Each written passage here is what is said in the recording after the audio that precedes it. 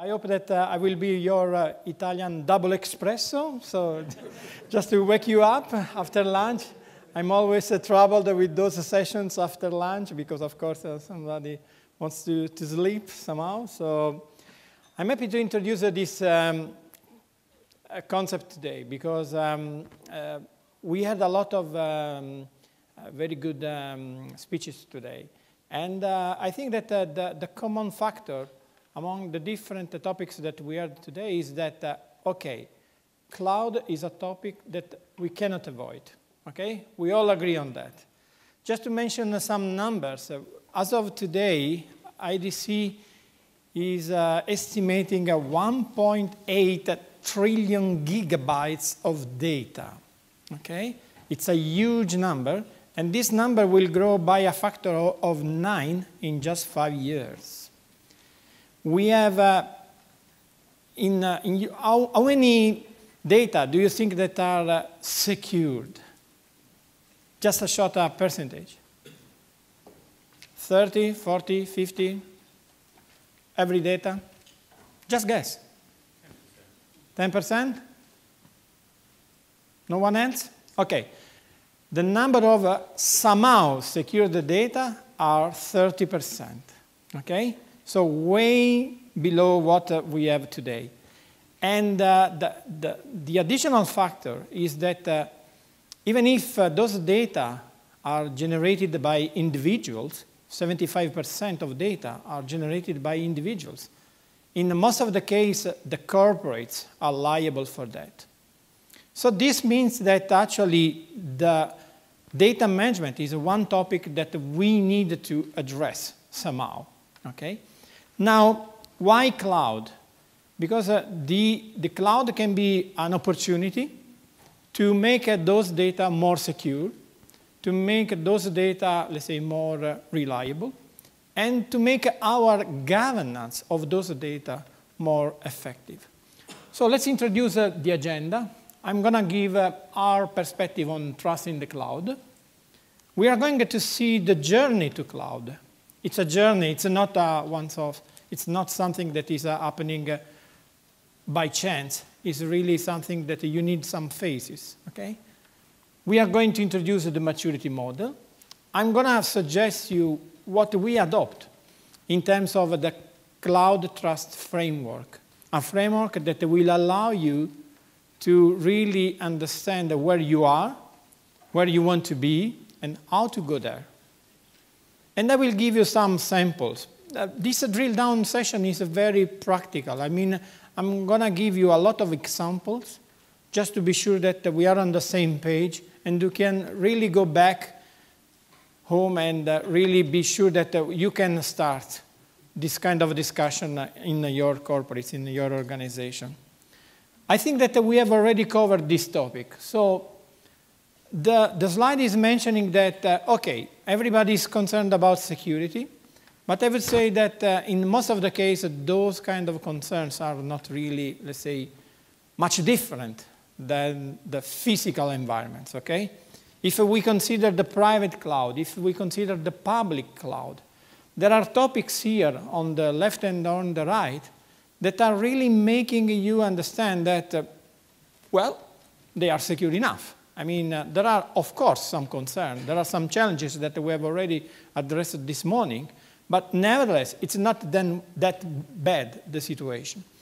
Now, if we consider the journey, of course, we are starting from the physical data center, and we are going through different steps.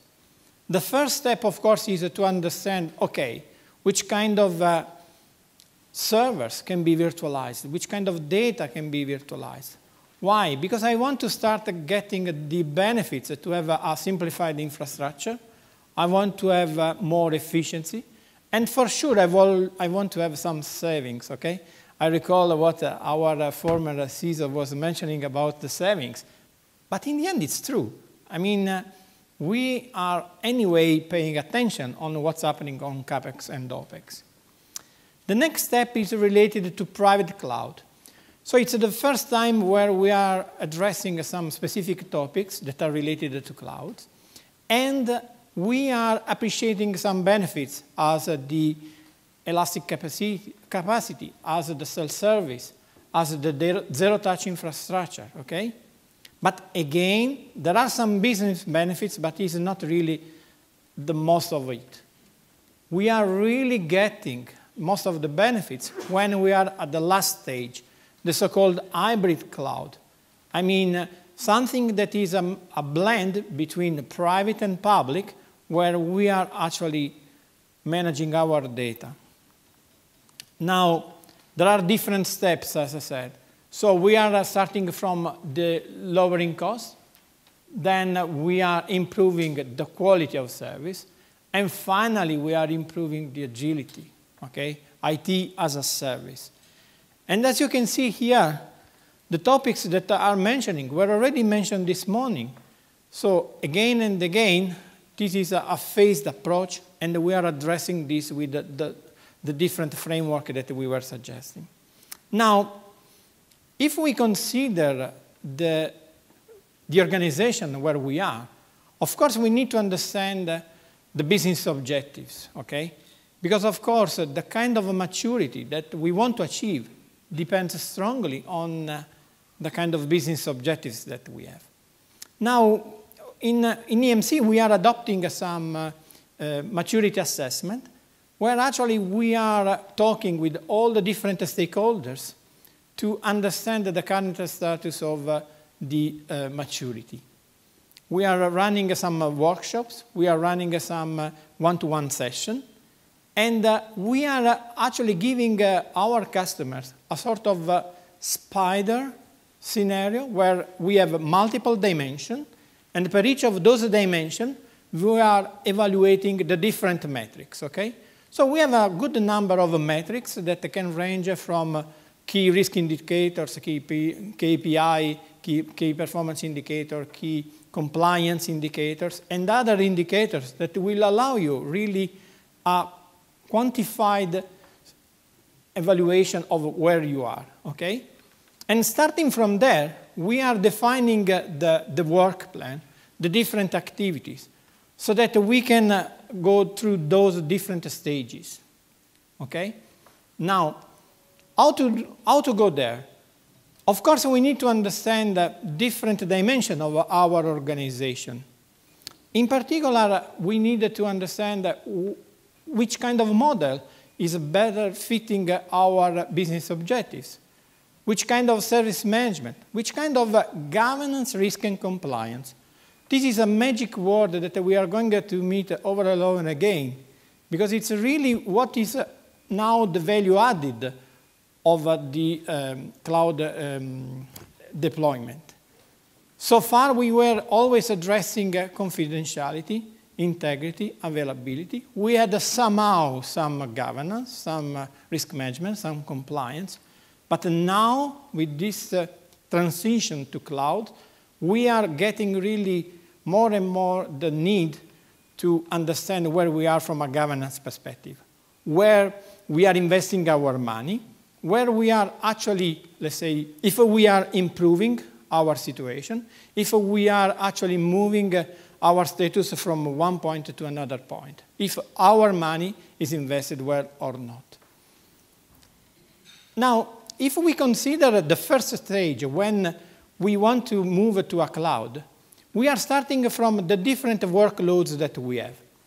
So we have emails, we have CRM, we have ERP, we have different kind of applications here, okay? So those are our workload, and we are applying different filters, okay, that would allow us to understand if those data are the good candidates for the cloud. The first filter that we are applying is the economic evaluation, okay? So we are running a sort of a business case to understand the value of such a transition. And depending on the quality of the data that we want to move to the cloud, we will have different results. The second point is the trust assessment. According to the data classification that we run, we can understand exactly which kind of data should be on cloud and which kind of data should stay in our infrastructure, which kind of data should be private cloud, which kind of data should be public cloud. And finally, the third filter is the functional assessment. So according to the disparate kind of workloads that we have, we can have a different situation. Now, if we consider this assessment, this kind of evaluation, trust is an integral part of the filters, okay? Now, let's zoom into the filter. We can see that the 6 dimensions that I was mentioning before. So, in addition to confidentiality, integrity, and availability, we are adding compliance, governance, and risk management. What does it mean? It means that we want to understand, first of all, which kind of business objectives are, which kind of regulations do we need to comply, which kind of internal security policies we have in place, which kind of controls we are defining in the organization, okay? And how we want to monitor those controls, okay? This is what we call the governance, risk, and compliance. And the confidentiality, integrity, and availability, of course, is related to the quality of the data that we have. And these are the standard, let's say, security assessment. Now, for each of the 6 dimensions that we were defining before, the approach that we are suggesting is to perform different analysis, okay? So each of the 6 pies here is mapping a specific kind of analysis that will allow you to have a sort of maturity of where you are and which kind of data should go to cloud. In particular, you can see that we are covering different aspects of confidentiality, not only the, let's say, privacy, but also the intellectual property. So by means of a specific assessment, specific questions, you can verify actually what are the possible security vectors that can affect the data leakage in your organization. We are addressing the authorization and non-repudiation. Multiple times I'm meeting customers where still the identity and access management solutions are not in place. Now, what it means? It means that actually, whenever we have some people who are joining the organization, they are manually creating different accounts for those people, okay? This is error-prone. We are actually creating accounts with privileges that can be correct, can be wrong, okay? But what is worse is that whenever those people are changing their roles in the organization, they are keeping the privileges that they had, okay? And they are just adding additional privileges in their accounts. And finally, whenever the life cycle of this user is ending, so that people are leaving, they have still access to some systems, okay? Now, this is manageable according to some specific internal policies with the HR, with the IT, okay? And can be reasonably managed by manual processes, although it's error-prone, as I said. But let's consider what happens whenever we have a third party. I was discussing this morning with one of you about the vendor management. My compliance is also depending on the compliance that those vendors are bringing to my organization. Now, let's assume that those vendors have some user accounts in my organization, okay? And let's assume that those people can also access my accounts remotely. You can imagine what does it mean an identity solution here. Whenever those people are leaving the organization, nobody is really informing the corporates about those people leaving. And you have plenty of zombie accounts in the organization. According to the analyst, 30% of accounts in one organization, in a user directory, are zombie. So an incredible weakness that can be exploited by the hackers to make some activities. So this is the framework that we are suggesting. And per each of those analyses, 14 different dimensions, we are suggesting some templates according to different standards. As I said, we have plenty of, let's say, applicable standards here. And this is a worksheet that we are used to adopt in the organization. There are multiple solutions here. You can adopt your own. You can integrate those worksheets with what you have already. And the ultimate goal of this kind of worksheet is actually to verify what controls the different standards are setting and make questions according to those controls, okay? So in particular, in this case, we are considering more than 90 questions, okay, that will allow you to understand where you are in terms of maturity.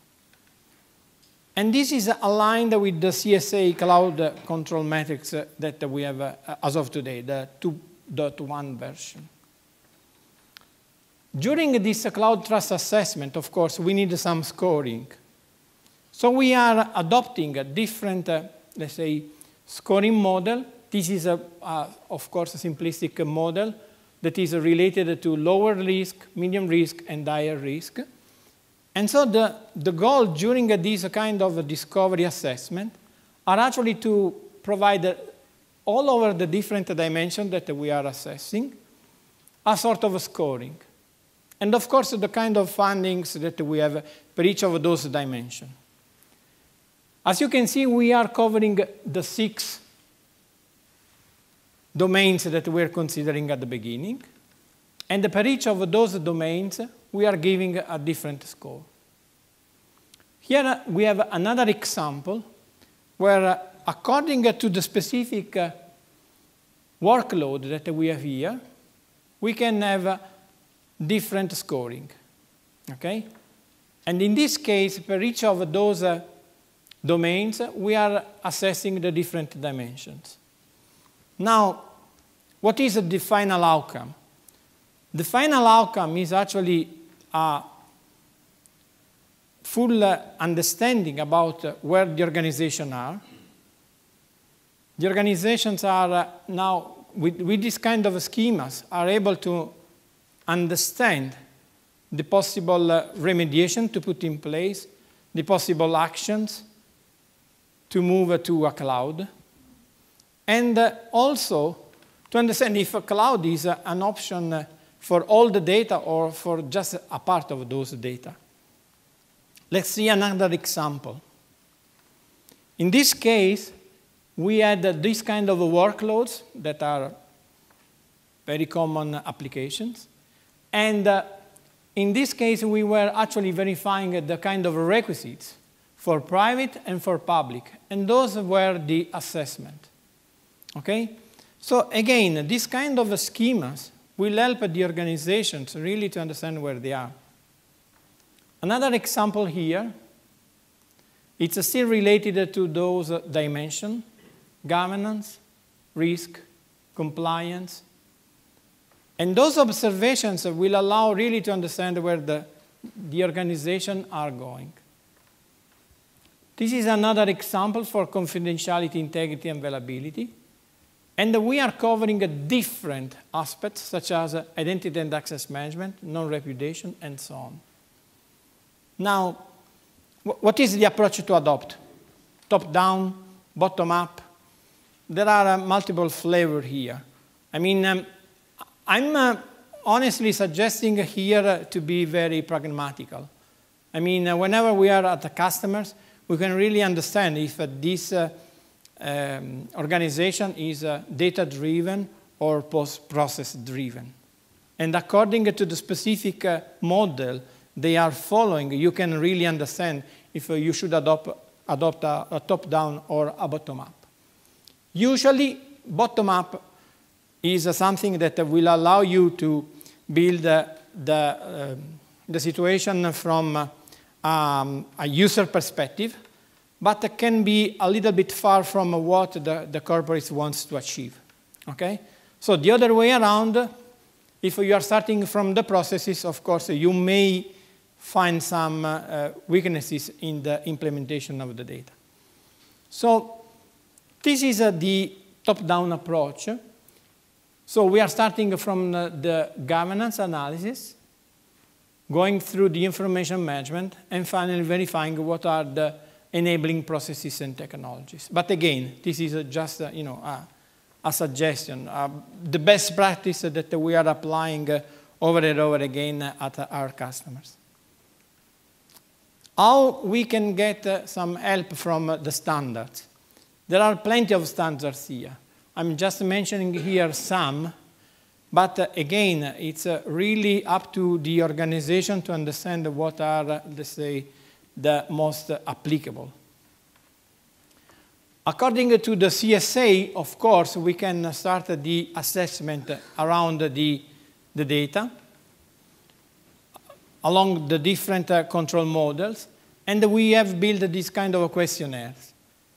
The example that you can see here is just something that will allow to define your own worksheet. So you have seen before an example of worksheet, and you can define the specific worksheet for the organization.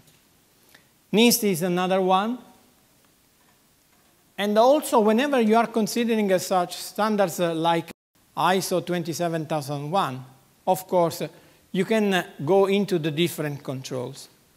Here is an example of an analysis that we run for a customer to define for the specific risk source they were considering how those risk sources could affect the implementation of a cloud.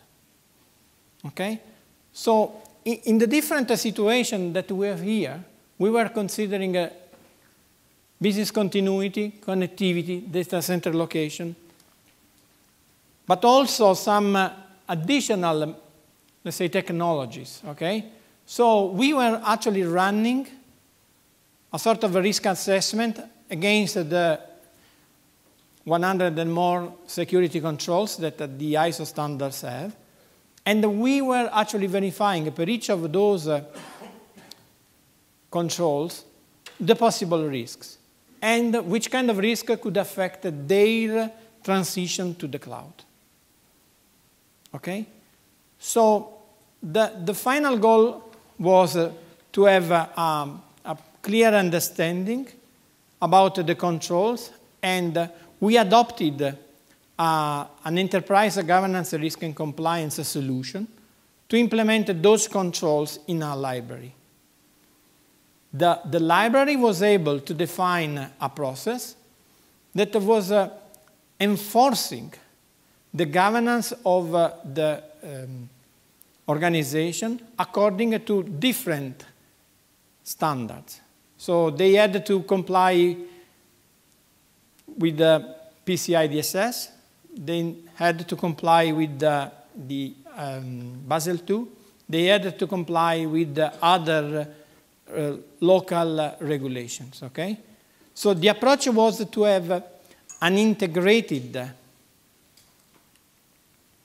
source of controls in order to avoid to manage those different compliance in silos, okay? So we were adopting the approach to have one only source of truth, defining the different controls, linking those controls to the different policies they had in place, and verifying how those controls had been implemented in the organization. So in the end, we found the current situation was actually, let's say, under was evaluated as a medium. So we suggested to the customer some specific activities, some specific remediations activities. Here is other example of risk that we managed. Now, if we go to, let's say, from a business value perspective, there are multiple reasons to have such a cloud trust assessment. mainly because you can understand exactly the benefits of a cloud and the work plan they should adopt for our transition to the cloud. This is an example of a pharmaceutical company. And this was an assessment that lasted 2 months. And at the end of those 2 months, they were gaining almost 70% of savings in the analysis of the transition. And they were able to adopt public cloud providers for their organization. Okay?